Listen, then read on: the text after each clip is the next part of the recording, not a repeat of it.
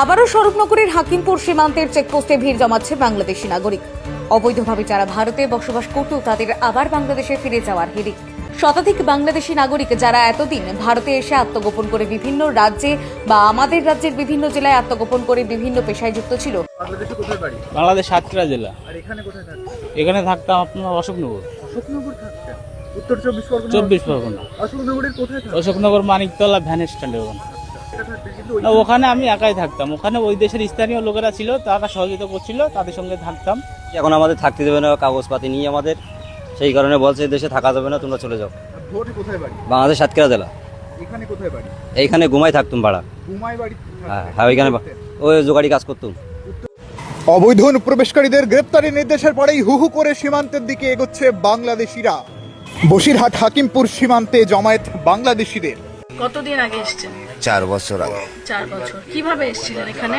ওই চুরাই পথে দালালের মাধ্যমে আসছে। আচ্ছা, কত টাকা দিতে হয়েছিল? 7,000 টাকা করে। 7,000 টাকা।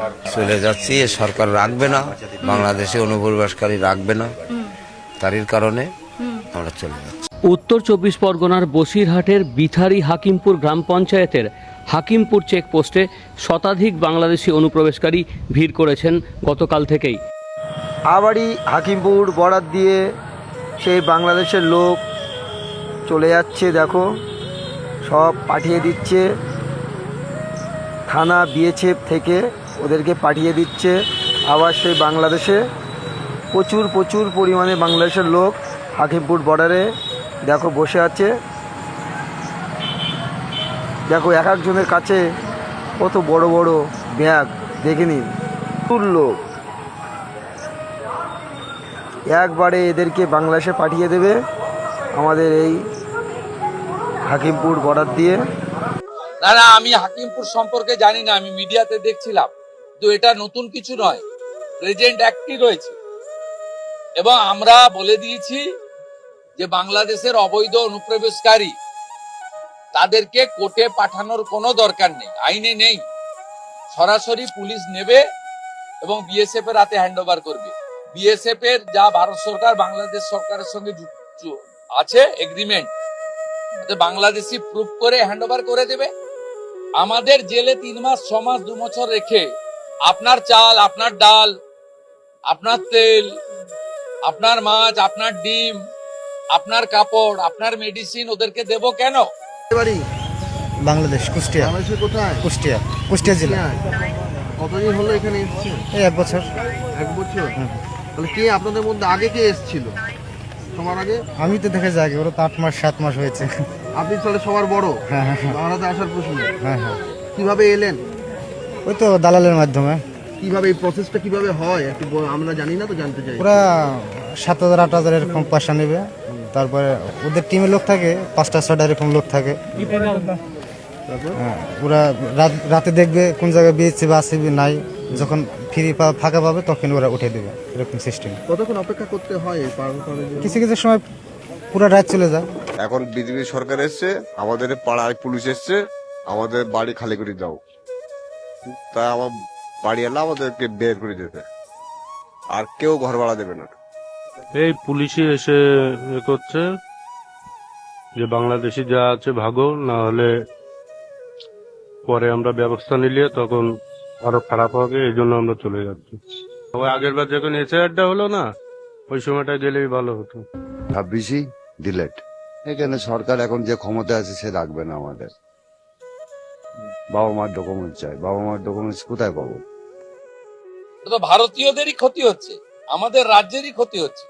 দালাল মারফত বা নদী পেরিয়ে ভারতে অনুপ্রবেশ, এবং দীর্ঘদিন এই ভারতেই ছিল, এখানেই আস্তানা গিয়েছিল, এখানেই কোথাও ঝুপড়িতে কোথাও বসতি তৈরি করে এরা ভারতেই ছিল। কিন্তু পালাবদল হতেই যে ছবি আমরা এসআইআর এর সময় দেখেছি, ঠিক সেই ছবিটা এই মুহূর্তে বসিরহাট হাকিমপুর সীমান্তে কাতারে অনুপ্রবেশকারীরা তারা নিজেরাই আসছেন এবং তারা আত্মসমর্পণ করছেন, এবং বিএসএফ তাদের কাজ শুরু করে দিয়েছে। বিএসএফ এর তরফ থেকে যাচাই করে দেখা হচ্ছে বাংলাদেশের ঠিকানা এদের, এবং তারপরেই তাদের বাংলাদেশে হস্তান্তরের প্রক্রিয়াটা বিএসএফ এই মুহূর্তে শুরু করে দিয়েছে। আমার বাড়ি যখন নয়, দেশে আসছি 15-20 বছর হলো।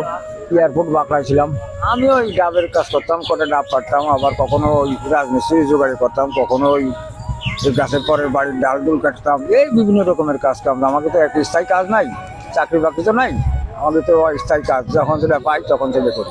এনআরসি, ওই যে এনআরসির জন্য আমাদের সমস্যা, কোনো বাড়ি থাকা যাচ্ছে না, আমাদের তো নিজস্ব জায়গা জমি নাই, এটাই আমরা, এটা আমাদের জায়গার মানুষ, আমরা দেশের মানুষ দেশে চলে যাই। তারা আবার দেশে ফেরার জন্য স্বরূপনগরের হাকিমপুর সীমান্তে উপস্থিত হয়েছে। এর আগেও আমরা দেখেছিলাম এসআইআর এর প্রক্রিয়া চালু হতেই হাজার হাজার বাংলাদেশি নাগরিক ও তারা দীর্ঘ কয়েকদিন ধরে এই হাকিমপুর সীমান্ত দিয়ে বাংলাদেশে গিয়েছিল। মাঝে কিছুদিন বন্ধ ছিল এই যাওয়া, আবার গতকাল রাত থেকে শুরু হয়েছে হাকিমপুর সীমান্তে জড়ো হওয়া। বিএসএফ এর অনুমতি পেলেই তারা বাংলাদেশে চলে যাবে, আর তার জন্যই বাক্স প্যাটরা নিয়ে সীমান্তে হাজির শতাধিক বাংলাদেশি। এই যে এই জায়গায় এনআরসি শুরু হয়েছে, আমাদের তো কিছু নেই, আমাদের কোনো সবুত নেই, আমাদের কোনো আর বেআইনি ভাবে। আমি আসছি 8-10 বছর, 10 বছর আমি আসছিলাম। সেই সময় এইখান দিয়ে আসছিলাম, আমার বাড়ি যশোর। রাজ্যের বিভিন্ন স্থানে তারা বসবাস করছিলেন, তবে তাদের সীমান্ত পেরিয়ে বাংলাদেশে যেতে দেওয়া হবে কিনা তার সিদ্ধান্ত নেবে সরকার। তবে চরম দুর্ভোগে ওই সকল অনুপ্রবেশকারীরা, তাদের মধ্যে বেশ কিছু মহিলা এবং নাবালক নাবালিকারাও রয়েছে। আমরা বেশি দিন আসিনি, 2-4 বছর ধরে এখানে আছি, আমাদের কোনো ডকুমেন্টস নেই, এই জন্য করে আমাদের চলে যেতে হচ্ছে। আমাদের তো কোনো ডকুমেন্টস নেই, ডকুমেন্টস ছাড়া কি ভোট দেওয়া যায়? এবার প্রথমে এখন মানে এসআইআর চালু হয়েছে বলে বলছে, আগে অনেক আগে যদি এসআইআর হতো তাহলে তখন বলতো, এর আগে তো কোনো ডকুমেন্টসের চাপ হয়নি বলে বলেনি। আমরা তো যেহেতু অনেক বছর ধরে নেই, 2-4 বছর ধরে আছি। এই মুহূর্তে পশ্চিমবঙ্গ বাংলাদেশ সীমান্তে তৈরি হয়েছে বড় উত্তেজনাপূর্ণ পরিস্থিতি।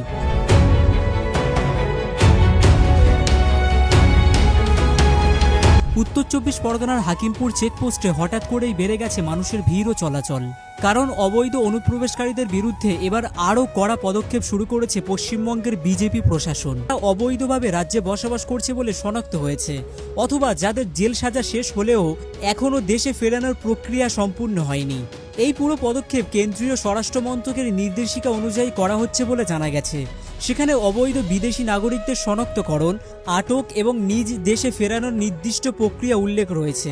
নদিয়ার কল্যাণীতে এক প্রশাসনিক বৈঠকেও শুভেন্দু অধিকারী আবারও স্পষ্ট করে বললেন, সরকার গরিব মানুষ পেটের দায়ী হয়েছে, চলে যাচ্ছে, শুনছি বাংলাদেশের লোক রাখবে না বলে চলে যাচ্ছে। এখন যান বাঁচানি খরচ, চলে যায়, কি করবো? গরিব মানুষ এই দেশে বই যায়, তাই করতে হবে, পেটের দায়ী হয়েছে। এখন আল্লাহ করলো, কি বলে এখন।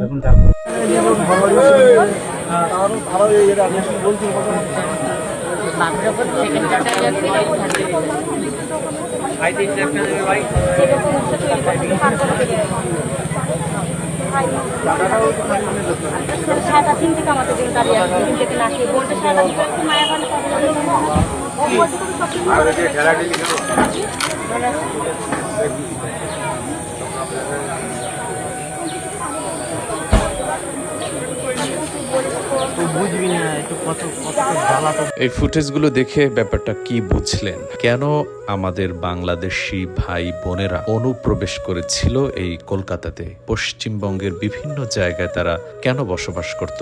বাংলাদেশ এত সুন্দর একটা দেশ, প্রাকৃতিক দেশ, মায়ার দেশ, সেখানে কাজকর্মের অভাব নাই, কত কৃষিকাজ আছে, মাছ চাষ করতে পারে, শহরে কাজ করতে পারে, বিভিন্ন সবজি খেতে কাজ করতে পারে। অথচ এইগুলো রেখে বাংলাদেশে হচ্ছে খাদ্যে স্বয়ংসম্পূর্ণ, সেখানে চাল ডালের অভাব নেই, সেখানে ধান উৎপাদন হচ্ছে, বেশি বেশি মাছ চাষ হচ্ছে, সেখানে পেঁয়াজ আলু প্রচুর উৎপাদন হচ্ছে এবং বিভিন্ন দেশে রপ্তানি হচ্ছে।